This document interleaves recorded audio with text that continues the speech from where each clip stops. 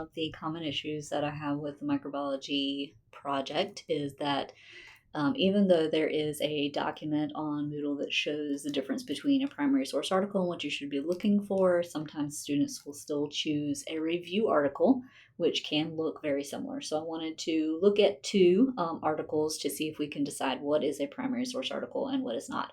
First of all, you want to choose an article that is from a reliable database. So this one is a good one. It's actually coming from a different database, and I had to find um, the full article somewhere else. So this is the same thing that came from a reliable source that I know. I don't know this one, but it is the same article. And then this one over here is an ASM journal, Clinical Microbiology. So that's also a good one. What I am looking for a primary source article is a primary source article is the primary source after an experiment was done. It talks about the experiment. It talks about the materials and methods. It discusses the data and talks about conclusions about that thing.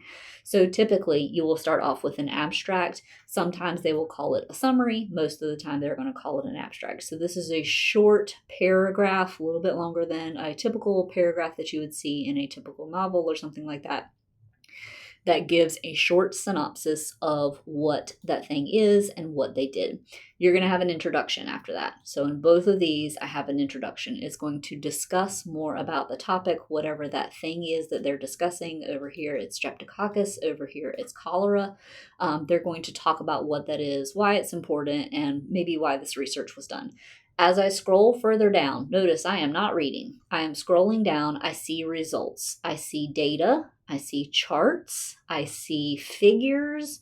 I'm scrolling. There's little subheadings that talk about other things that are going on in here. I see things about more charts and data looking like experiments. That's a good sign. And as I'm scrolling down, I also see discussion of that data. So this is where they talk about, this is what the data said, this is what we think the data means. And that's the difference between data and discussion. Materials and methods. If you see materials and methods, it is highly likely that this is a primary source article. They are talking about what they did in the experiment, they are talking about the data that they collected, and they are talking about the results of that data. And as I scroll down, I'm going to find the conclusions, which you will likely find in both. So because I have found materials and methods, I have found data, I have found discussion about that data, we're talking about how the experiment was done, it is highly likely that this is a primary source article, and it is. Now let's look at this guy. I have the same things to start with. I have a summary or an abstract. I have an introduction. We have a chart. Charts look good. That might be a primary source article. I've got more subheadings about classifications of something. May still be in the introduction, so maybe. Then we just scroll down some more maternal GBS colonization. Maybe that's still in the introduction. GBS invasive disease. Epidemiology. This is a really long introduction if it's an introduction. I don't know about this. Okay, is there materials and methods anywhere? Do I see data of any kind? There's a chart. Is this data? No, it looks like it's just listing the virulence factors of something that I don't know anything about. Okay, let's just scroll. Data, conclusions, materials and methods. No. So this is not a primary source. We have a conclusion.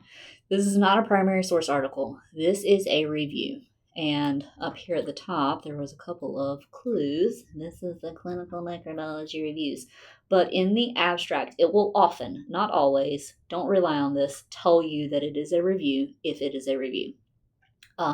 So this is how you tell whether it is a primary source article or not. You are looking for materials and methods. You are looking for data. You are looking for discussion of the data of one experiment. If they start talking about multiple experiments that were done, it is a review. So back over here, close. Back over here to our actual primary source. I wanted to show you about reading through an abstract, because the abstract is where you're going to find a summation of what was done in the experiment. After you have decided that you want to do your review on this experiment, you're going to need to read through the whole thing to find out details about the experiment, why it was important, all the things. But this is where you want to start. And there will be some words in here that you don't know. Not maybe, there will be some words in here that you don't know. Most of these experimenters are experimenting on specific proteins, specific cytokines, specific viruses. or whatever, specific maybe names of species of organisms that they're experimenting on, and you're not going to know words. That is fine. So as I'm reading through this, the diarrheal disease cholera, I chose cholera. That's why I was looking up this article. So I know what that is. Cholera is a disease where it causes severe diarrhea and kills people. Remains a global threat, but there is limited knowledge of the innate immune defenses. Hold on, I remember this from anatomy somewhere. I might need to go back and look that up. It has something to do with the type of immune system. I don't remember. I need to go look that up.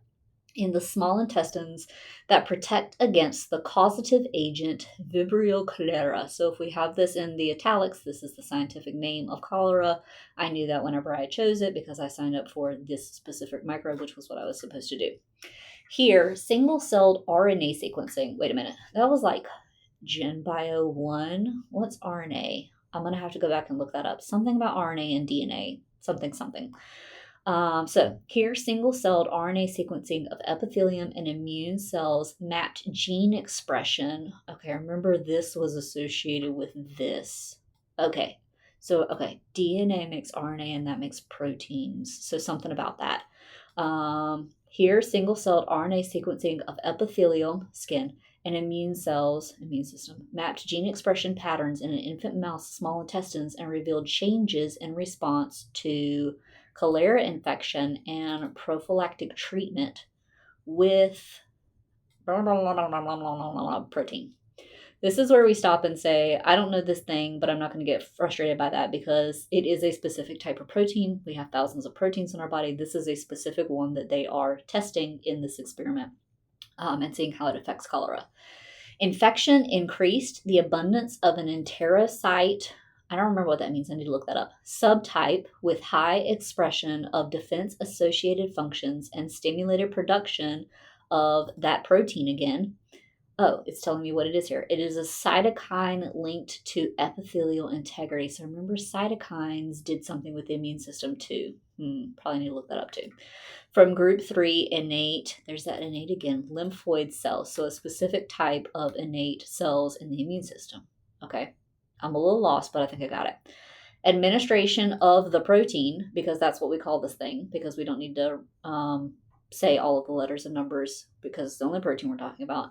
Increased production of fibrocidal, I don't know what that means, Reg3B.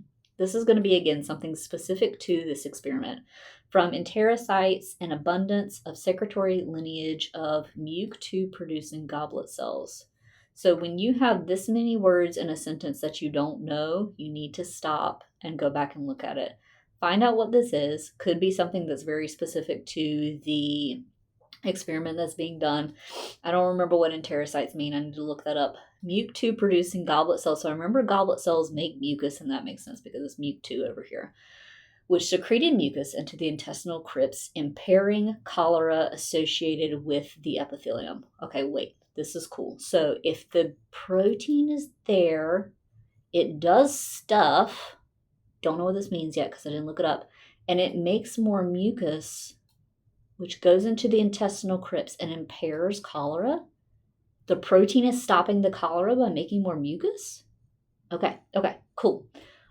These protein-mediated responses limited cholera's intestinal colonization and protected mice from diarrhea and death.